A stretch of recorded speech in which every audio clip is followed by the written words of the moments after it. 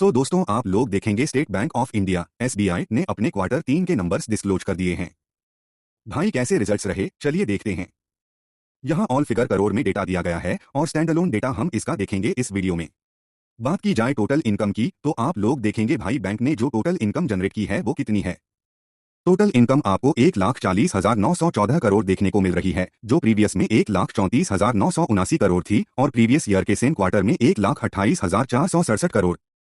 यानी कि income year on year basis पर इंक्रीज हुई है भाई, और ईयर टू ईयर बेसिस पर जो इनकम इंक्रीज हुई है वो केवल 10% है।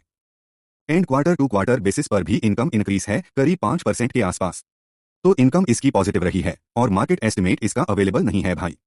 और नेट इंटरेस्ट इनकम की मैं बात करूं भाई करंट क्वार्टर में, तो कंपनी की जो नेट इंटरेस्ट इनकम रही है वो लगभग आप लोग देखेंगे 45,191 करोड़ की रही है भाई करंट क्वार्टर में।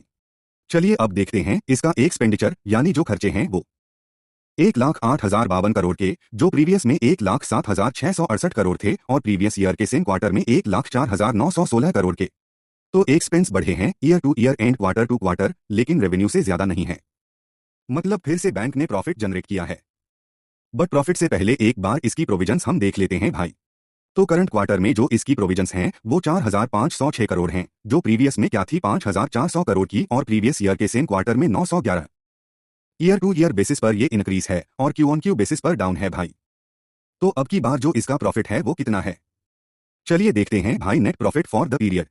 तो करंट क्वार्टर में जो इसका प्रॉफिट है वो 21,028 करोड़ का है भाई, जो प्रीवियस में क्या था 20,159 करोड़ का और प्रीवियस ईयर के सेम क्वार्टर में था भाई ये लगभग 16,891 crore.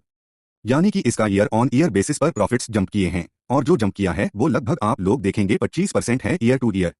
And quarter to quarter basis पर भी इसके प्रॉफिट्स में जंप है लगभग 4% के आसपास भाई। तो रिजल्ट्स पॉजिटिव हैं, इंपैक्ट डेफिनेट पॉजिटिव रहना चाहिए।